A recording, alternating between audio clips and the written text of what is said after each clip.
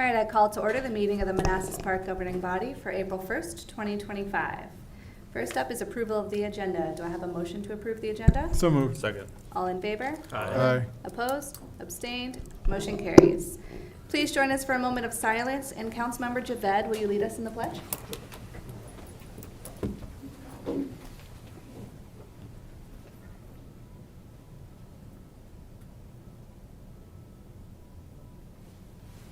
I pledge allegiance to the flag of the United States of America and to the republic for which it stands, one nation, under God, indivisible, with liberty and justice for all.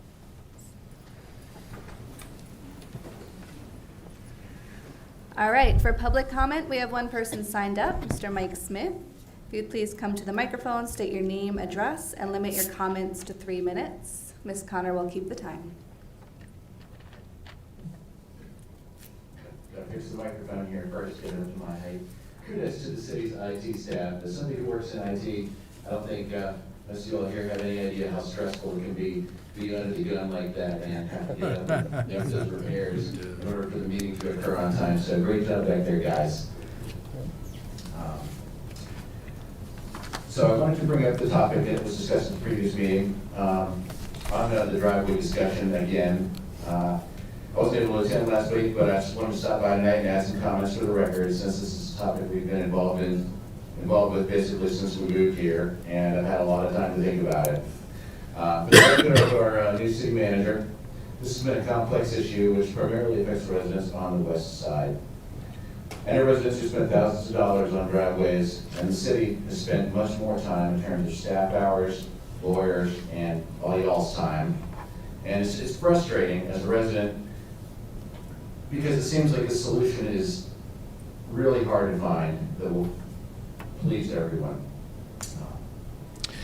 So first I wanted to note, I think it's important to note that the existing 20-foot limitation that was mentioned at the previous meeting stems from a single sentence of City Code Section 3130, which by the city's own records hasn't been updated in over 20 years, and is arguably in conflict with newer sections of the City Code, in particular 3127, which deals with off-street parking requirements. So I think we can all agree that any site improvements should have a site plan and a grading plan. I think we can also agree that people shouldn't be paving over 100% of their backyard. I've talked to the residents who lived next to this, and it's exactly what you'd expect. All the water runoff comes right into their yards. But I think we need to look at some of the challenges, and I've spent a long time doing this. So 20 feet would make sense if everyone's yard was the same size. But on the west side, the lots and streets were laid out 70 years ago.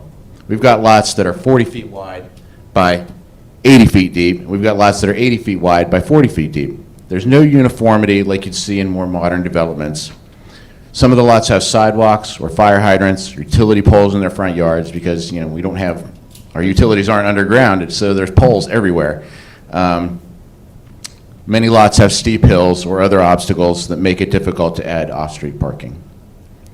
We should also consider homes with multi-generational families or that have work vehicles, both of which are common on the west side.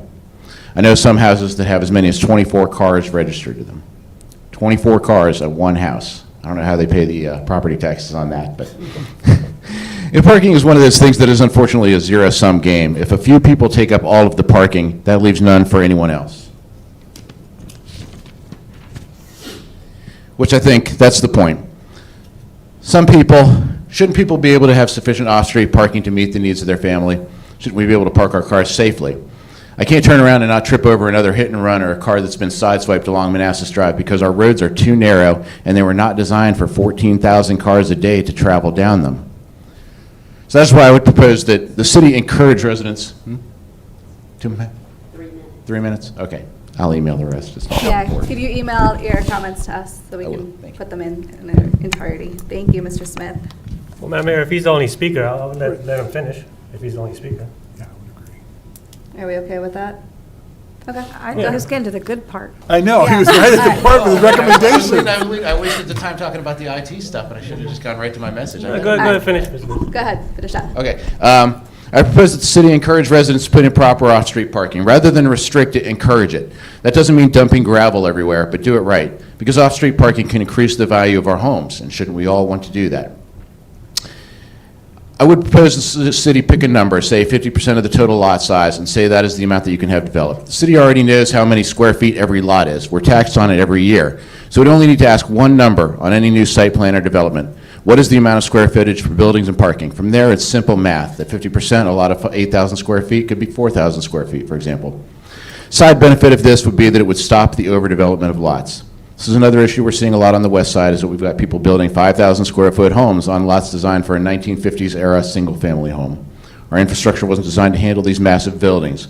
Up the street, we have a house with 13 bedrooms. And I don't want to be someone who tells other people what they can or can't do with their property, but there has to be a reasonable balance within the single-family residential district. And I know finding that balance is going to be hard. I've had a lot of time to think about this, and I think picking a percentage of the total lot size would be the most fair. Good luck to all of you with the decisions that you have to do. Thank you.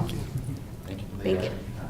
Is there anyone who is not signed up for public comment but who would still like to make public comment? No. All right. Seeing no one, we will move on to recognitions. Tonight we have certificates of appreciation to recognize Public Works, Parks and Recreation, and General Services for their excellent work during this past snow-filled winters. On nights when most of us are staying bundled up indoors and watching the snow pile up, these dedicated people are heading out into the storm to make sure the streets and facilities are able to service us. I think this past season was particularly snow-filled because our city manager brought the snow with him from the Northwest. And we appreciate all of the work that you have done. I will list the names. The certificates are on the podium. Calvin, if you would come up first and hand out the certificates to those who are here.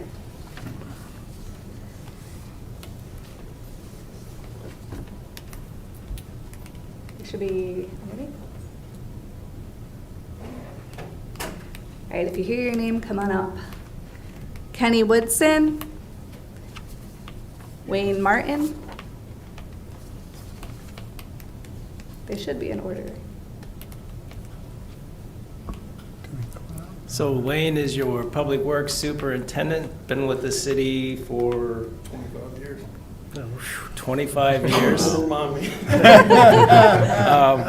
But yeah, Wayne became superintendent a couple years ago after Chris Simmons left after a long career, and he's doing a bang-up job, and I think you guys can see that the ability to clear the city streets in a snow event did not escape him in all of his years of service. He learned how to run the crews and how to get the job done, and all we can do is say thank you, Wayne, for making sure we're all safe and staying on top of everything.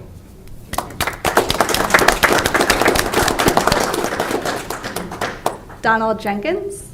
Oh, sorry. Okay. We'll probably do a group picture at the end, so don't go too far. Don't get cozy.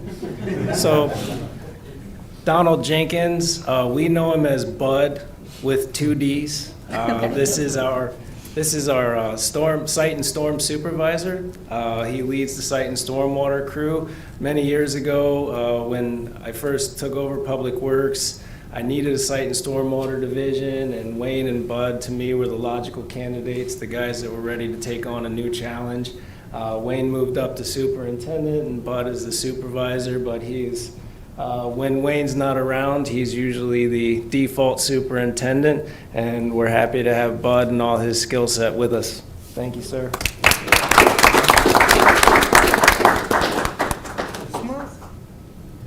That's you. Okay. All right, Colby Neal, Zemry Dennis, Robert Clark, Chris Hare, Jeff Garvey. Jeff Garvey came on to the city as a crewman 1 water and sewer.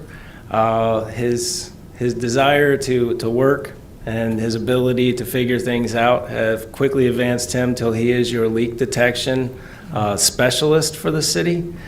So we have him to thank for all of staying on top of our water loss. He also spends a lot of time dealing with water billing and answering questions about meter reads and things like that. I hope Jeff stays with us a long time. He's a very valuable asset to our group, and we can thank him. He is a water guy, but we all do snow, so.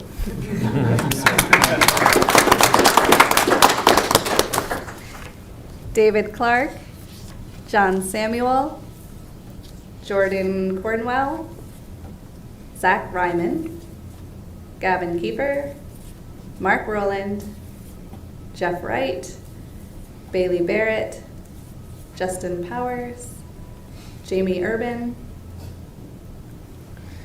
Jamie of the crew here is like the only one that's supposed to be here. He's streets. So Jamie's been with the city a few years. He loves to work. He's always willing to take overtime. You don't get a choice with snow events, but Jamie's one of our hardest workers. He's dedicated to the job, and we're very thankful to have him on board.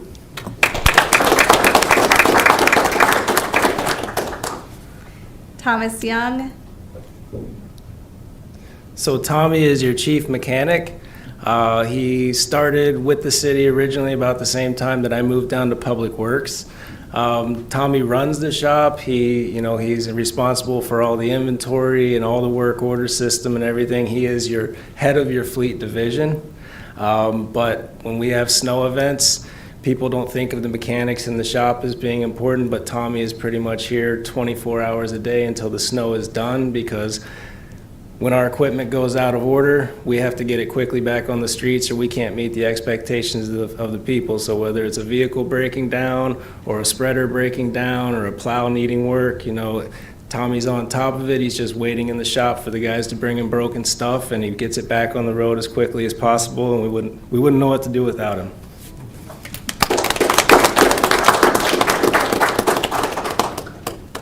and Timothy Williams. All right, thank you, Calvin. Jay is up next. And Parks and Rec.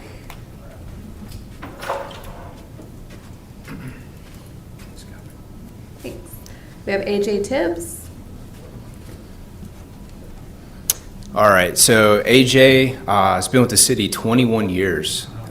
He started out with Parks, part-time, and then went full-time. Then we went to Public Works full-time for about 5-6 years. And then he's been with us for over the last decade, back in Parks. I've had the pleasure of working with AJ for about the last 13 years. Unparalleled work ethic, tremendous experience, just great attitude, willing to just go above and beyond, and a great leader for the room, for our division. We have a small division. I think tonight there's 4 part-time staff members listed here. AJ and Michael. Michael's our other full-time park manager. AJ's our park manager, our senior park manager. He's been with us the longest. And he really sets the tone for our guys. And it's evident in kind of their mentality and their mindset when they come to work every day, just working with him. So it's been a pleasure working with him.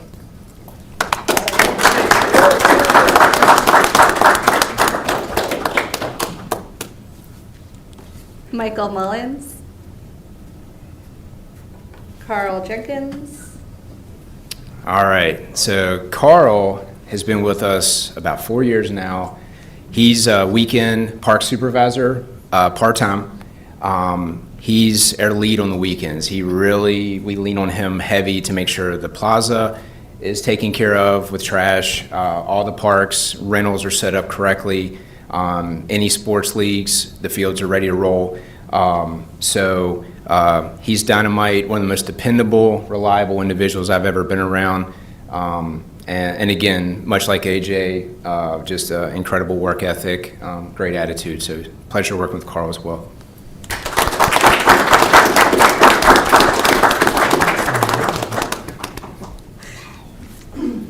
Jamie Valadares.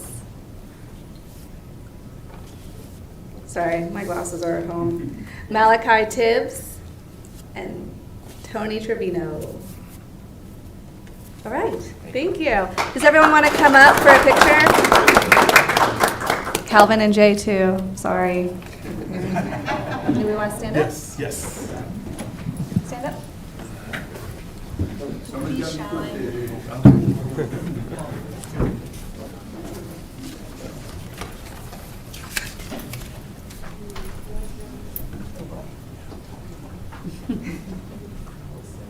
You want to stand next to me?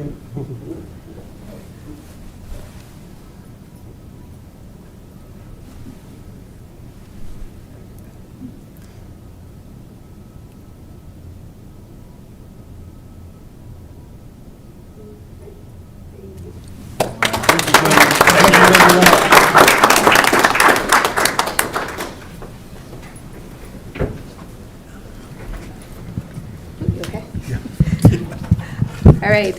Thank you, everyone. Have a good night. Next up, we have a presentation from Mr. Will Triplett and Mr. James Custodio from the Virginia Department of Veterans Services. Thanks for joining us. Thank you very much. Step up to make sure it goes flawlessly. No worries.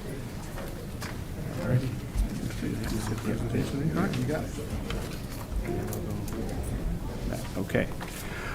Well, good evening, Madam Mayor and esteemed members of the governing body. I really appreciate y'all having us here this evening. I know taking time out to hear about what we do and to let you know where we are and just a little bit about what we're all about. Just for a matter of background, I am a 30-year Navy veteran. Served full career, most of my, so I was on a surface warfare officer and I was on surface ships, and my shore assignments were actually at the five-sided Puzzle Palace. And so I spent a lot of time here in Virginia, commuting from Fredericksburg up there, long before the hot lanes were extended. So that was very good tours for us. But it was a great career and really enjoyed it, but I was looking for something to do and to kind of get back. And so what I decided to do was look for a way to do that, and the Commonwealth gave me that opportunity to be the regional director here. So, and I'll tell you a little bit about us, but I'll go ahead and introduce my partner in crime here, Mr. James Custodio, a little bit about himself. Oh, thank you. I'm James Custodio. I'm the regional coordinator for the North Region of Virginia Veteran and Family Support. So Will's team and I work, and my team work pretty well hand in hand. I'm a Marine Corps veteran, joined the Marine Corps right out of high school, deployed to Iraq as part of Operation Iraqi Freedom with mortuary affairs. And after that, went to school, got a degree in psychology, and joined up with, at the time, what was called the Virginia Wounded Warrior Program. And I've been with the state for about 11 years since then. Well, a little bit about us. What do we do? What are we about? We help we connect the veterans to what they've earned through their service. Common phrase is, if you served, you deserve. So I want to make sure that everybody understands that this is not something that's given, it's earned through service and sacrifice. And we provide information on both federal, state, local veterans programs, and we do that. And we are located in 38 offices, benefit service offices across the state. So we really want to go where the veteran is, and that's really a charge from the commissioner to make sure that we're out there telling veterans where we are, what we can do, and come see us about that. The key big thing is the third bullet. We are a state agency. Our salaries are paid by the Commonwealth, and everything we do is that best cost of all, free. So this is our mission, and we want to help the veterans and their family members. And I've seen a lot of family members since I've taken the job since November. So we've had family members come in and look at the education services. On the bad side of some things, we help widows with getting them access to the things that do the service of their spouse that they've earned. So we've helped them with that as well. So we want to make sure that they're getting everything through the service and sacrifice to the Commonwealth and the nation. So these are our 9 service lines. I represent benefits, which everybody knows about, and kind of they say, okay, how can I get to the golden area of whatever I can get for what's happened in my service? But I have other lines of service as well. A couple things we'll talk about are the veteran care centers. We have 3 of them. The Puller Center, which is opening up here in Warrenton. That's our newest one. It's going to be opened up in about a year or so, but we already have a waiting list. But there are 2 others throughout the state that help with that. And so you kind of see really kind of through the service lines from the beginning. When you leave the service, you get your benefits to, I talk about it because it's a fact of life, because no one gets out of here alive, the cemeteries. So there are several cemeteries that we operate, 3 in the state, that are for veterans. These are separate from the federal cemeteries that we have, one in Arlington and the one in Quantico. Those are federal cemeteries, but we have state veteran cemeteries, and the one that's filling up fast is the one down in Suffolk. That one, a lot of people, that one, when it opened, it's now one of our more popular cemeteries. So we kind of wanted to talk about that one. And I'm going to let James, my anchor here for a minute, let James kind of come to the mic to talk about what they do for the Virginia Veteran and Family Support. Absolutely. And we try to fill the niche of veterans and family members after they get out of the military. They may have unmet mental health needs. They might have housing issues, whether that's actual literal homelessness or struggling to pay rent, mortgage, utilities, other bills like that. I know that a common need in Manassas is transportation as well. So what we try to do is we connect with them. We develop a full service plan based on a needs assessment after we meet with them to try to determine what they need. And then we start connecting them with targeted resources. Those can be federal, state, nonprofit, local, county, and city resources. And do that follow-up with them as well to make sure that they're not getting overwhelmed, that the services are doing what they're supposed to be doing. And sometimes it just helps to have somebody who may have a point of contact within a certain organization that can kind of help facilitate that connection. So that's kind of the bread and butter what we do. We serve veterans, family members, members of the National Guard and Reserve who are drilling as well. So, yep, that's what we do. All right.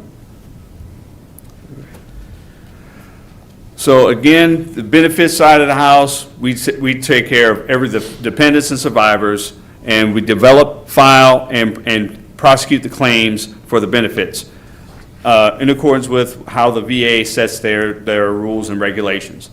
All the veteran service representatives that work for the DVS are certified by the VA. We go through an intense certification process to make sure that we understand all the complexities so that when we file the claim, it's a good, solid claim, and that when they look at it, they adjudicate it. Now, you'll say, what else is there? We also come with what we call a Center of Excellence. The Center of Excellence is located in Roanoke, and that is staffed by claims specialists. So after my VSRs do their claims and they submit it, it goes to the Center of Excellence in Roanoke for a claims specialist who has seen thousands of claims, and is co-located with the VA in the area in Roanoke. So they look at that, and then once they finally get the okay, do the eyes, everything is signed correctly, looked at it, and go back to the VSR asking other questions, then we submit it to the VA. And you've probably heard, it's like, okay, my claim didn't come through, so what else do you have? I said, I actually have appeals attorneys that work for the state. So if it comes back and we have to go before a board or anything like that, because you've given us the power of attorney, the DVS, the power of attorney, we will represent you and go with you to that board so you can plead your case in front of the VA. So we come with a lot of resources that a lot of people didn't even know that we had. So look at what we do for our veterans, and this is not a laundry list, it's non-exhaustive, but I won't go through everything. I'll just highlight a couple things that you all can see out here. Is one, we help you with the VA home loan. We get you that so we can get you everything certified.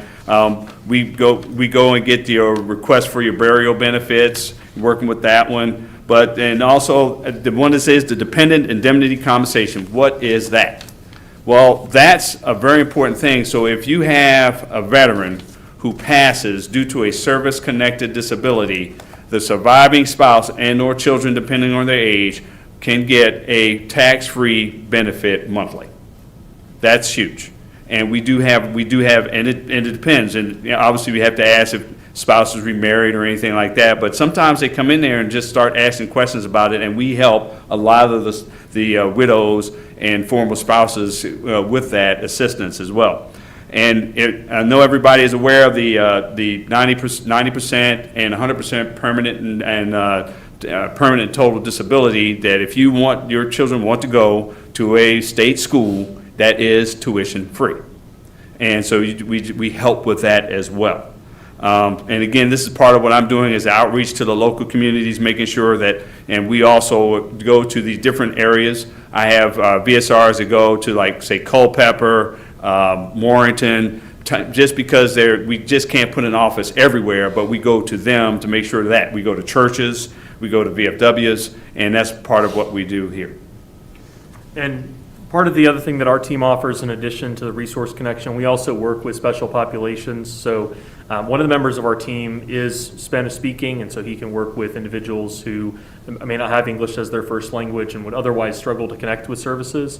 We also have veteran justice outreach specialists who are on the veteran treatment dockets and work with veterans who are incarcerated or on probation or parole to help with navigating those unique circumstances. And I know Kevin McNillis, the Veteran Justice Outreach Specialist over in Manassas, I know he also drops into roll calls with police departments, and it participates in the crisis intervention trainings offered over the Western District Police Station as well. So we try to stay involved as well with the law enforcement community and kind of work hand in hand with helping them with their clients.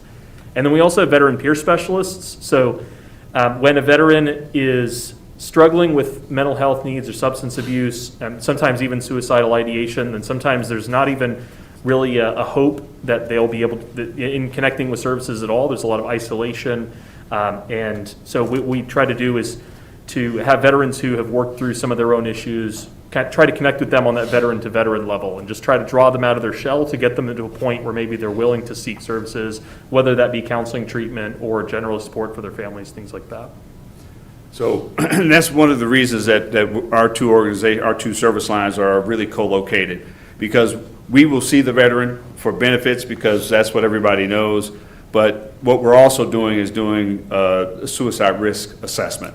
And if, depending on the severity, we will pass them over and recommend the VBFS service reps help with them. So we're always doing that, and we're always on the lookout for that. So that, again, symbiotic and good, solid relationship there.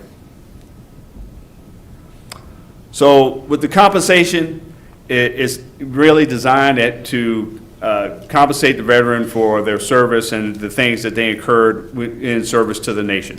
Kind of with the eligibility here, and then what you want to say is everything has to be service connected. So what does that mean? Meaning that my service to the nation, I hurt my back because I jumped out of airplanes, and so I want to make sure that that is fairly compensated to you, because you may not be able to get the Amazon delivery job.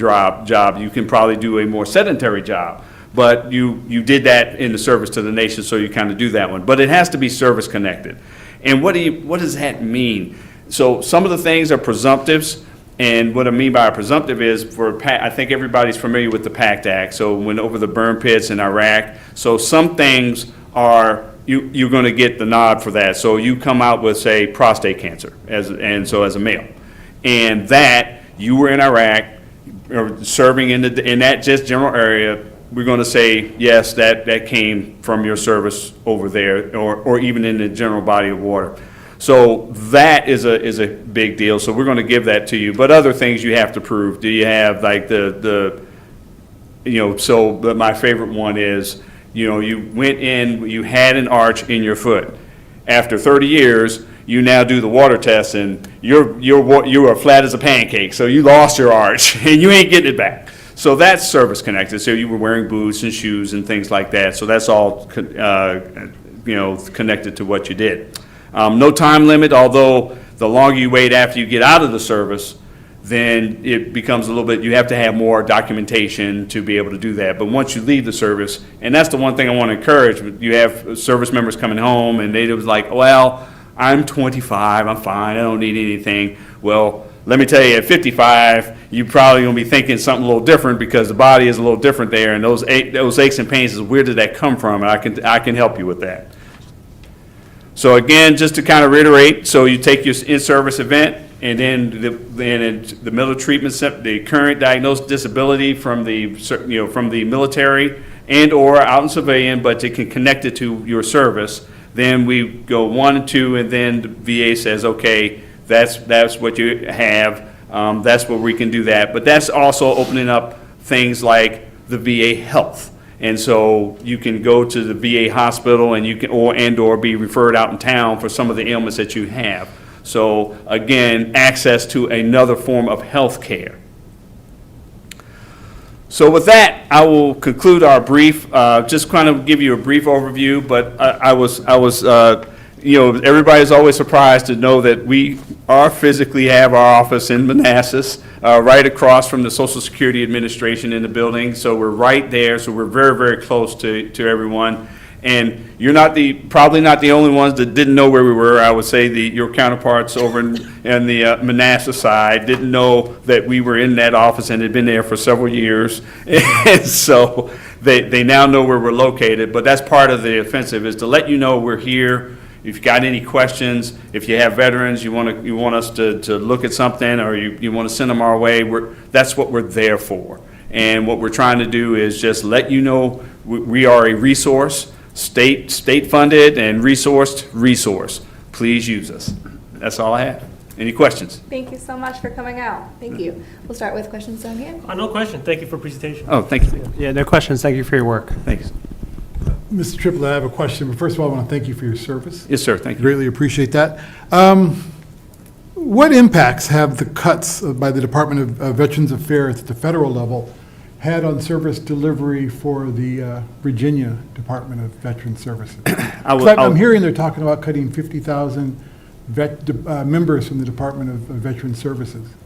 I will say the only thing that we've noticed is a little bit longer slowdown, so about 45 days backlog in the looking at in claims of submission and adjudication. So that's and I can't foresee the future, but if you gave this the crystal ball as today, but it's so new that's all I can tell you. And I haven't made, and I use the VA health system. I can't tell you. It was about 4 months to get some appointments, and I'll give you my own personal data point. Once I make I'll be in the queue to make some other appointments with primaries and things like that. So we'll see if that's starting to impact that with that care. So, but again, really on claims backlogs, it's about 45-ish days. It's just really great that the Commonwealth is offering these additional services. So that's really great to see and hear. Well, honestly, the DVS has been around for we're pushing on 96 years. Oh, wow. Fantastic. So that's why I wanted to make sure that we're there, and we've grown from one person to the folks that we have now. So we are out there kind of making sure that you use us as a resource. And there are other great veteran service organizations like the VFW, American Legion, all doing some of the same things. The one thing that I will tell you that where we come with lawyers and we come with the claim specialists. That's really the difference between us and again, resourced by the state. And my final question, any Manassas Park veteran residents, their closest place to go would be Manassas, or would be the cllosest office if they're seeking service? Manassas. Okay, fantastic. So, and then, I'll also tell you, you have the option of having a, what do you call it, video appointment. Oh, that's awesome. So there is that option that you can, and then the video appointment, you could be talking to someone in I have an office in Big Stone Gap, or Accomack.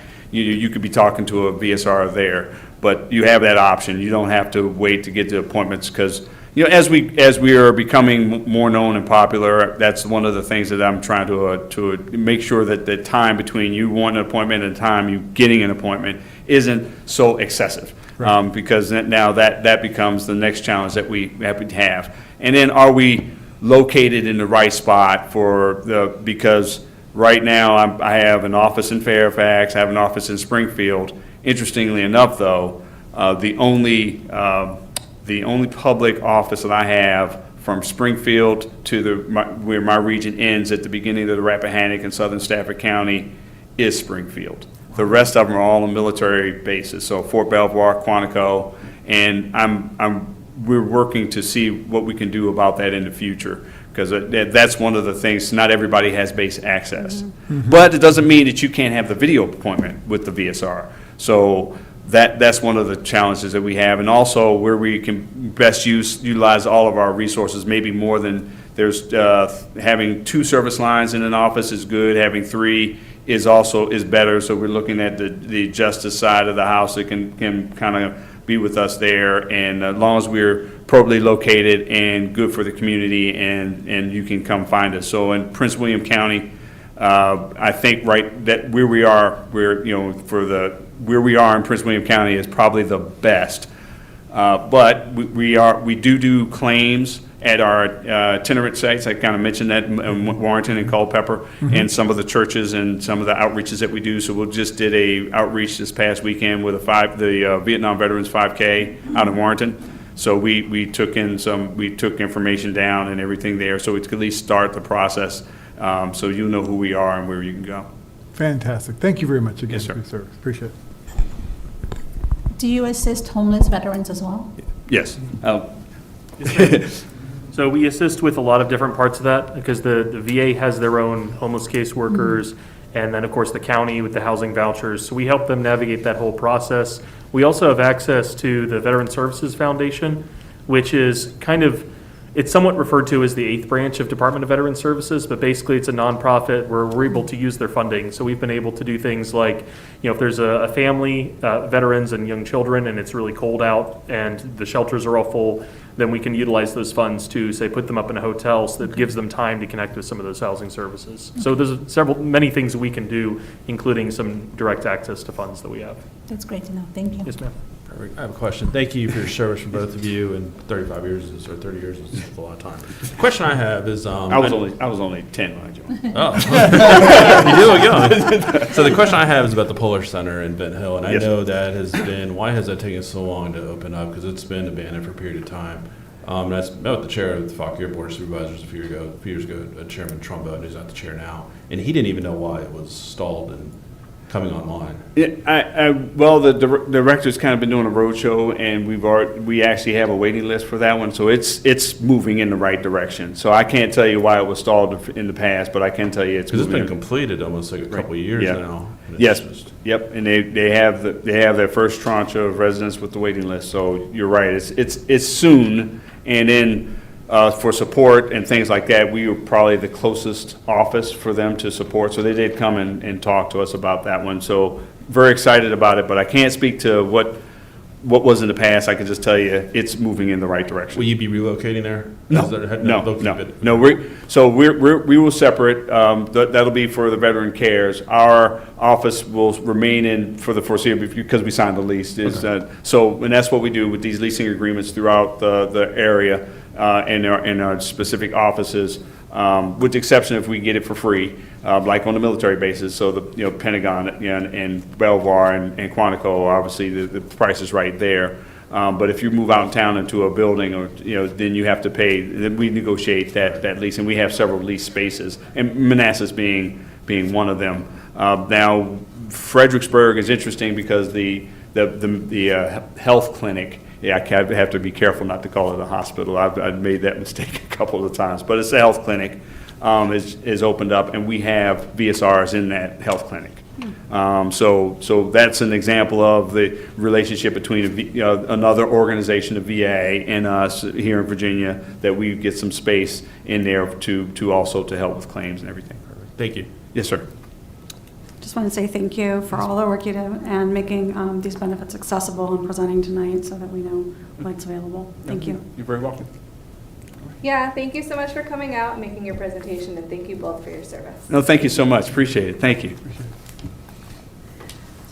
All right, next up is the consent agenda. Tonight, the consent agenda is the approval of the minutes from March 4th and March 18th, 2025. Do I have a motion? Second. All in favor? Aye. Opposed? Abstained? Motion carries. Next is the appointment of Emergency Management Coordinator.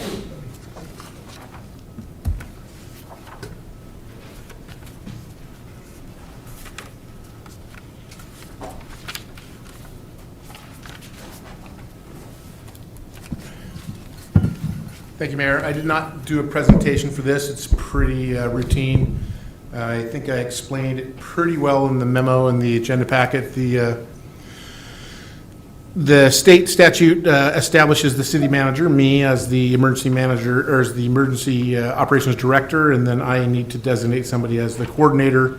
The fire department is almost in every city I've seen is the most active user of NIMS and ICS. They use it in their daily function because they also interact with surrounding fire departments more than any other governmental agencies overlap. And so it makes sense that they manage this for the city. And so with your consent, I'd like Chief Soper to be the coordinator. Any questions? No. Nope. All right, the motion is that the governing body consent to City Manager Carl Cole's appointment of Fire Chief James Soper as the city's emergency management coordinator pursuant to Division 1 of subsection 44-146.19B of the Code of Virginia. Second. All in favor? Aye. Opposed? Abstained? Motion carries. Did we have one before? Who was, It was Keith Oh, Keith. for a while. We have arrived at our second public comment time. Is there anyone who would like to make public comment? You want to say something? Well, that's city manager time. We're not there Yeah, yet. pretty good. All right, city manager report. Well, I think you guys probably heard enough from me on Saturday, so thanks again for the information. It was a great meeting. We got a lot of information that's informing our work moving forward. But in the meantime, I'm going to pass this over to Keith, who wants to introduce our ICMA fellow. Yeah, thank you, Mr. City Manager. Madam Mayor, Vice Mayor, members of the governing body, just to provide some context for Mr. Smith and our audience and the folks at home. So the military has bases worldwide, and they employ dedicated civilian professional to manage the bases, just like city managers would do for city. And ICMA, which stands for the International City County Management Association, which is a professional trade association for folks like myself and Mr. Cole, thought it would be a good idea to blend the two worlds together, those that manage military bases and those that manage cities and counties, to share lesson learned, to make connection and kind of bridge that military divide. So they have a host of programs each year, and this year we were selected to host an Army Fellow. And so with that being said, I will turn over to Mr. Calvin Williams to introduce himself.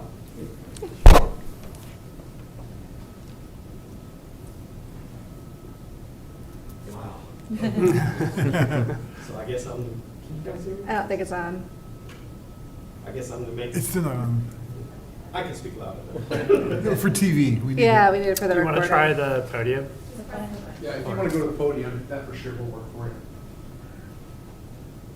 Oh, there we go. Okay. So this is an amazing opportunity. Actually, this program is directly under me, so I am the installations career field director. Now, my predecessor just took the DRP, so similar to what you were talking about, sir. He took it and retired on the 11th, so I took over on the 11th. This program is amazing. It bridges the gap between local governments and the federal government as far as our executives. So it's only for executives in the GS 14 or 15 levels.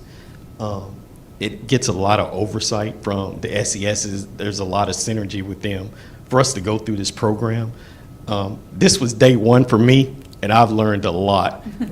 There's a lot of similarities. I absolutely love this team. Just met them this morning. They, welcomed me with open arms, treated me like, one of their executives. I really appreciate it. I've already learned about your budgets and, some other things that go on in local government. There's a lot of similarities, a lot of differences, but I think this program is great to bridge the gap so that we understand what you guys do at the local level and you guys understand what we do at the federal level. And when we have these national disasters or emergencies, we can react with each other. I really appreciate the opportunity. Carl, Keith, I've been talking to Keith for about 3-4 weeks now. So, this is a relationship that me and him will, probably keep for a very, very long time. He's actually made me interested in local government. So the federal government may be losing me one way or another in the future. But I really appreciate this time to speak. Thank you, guys.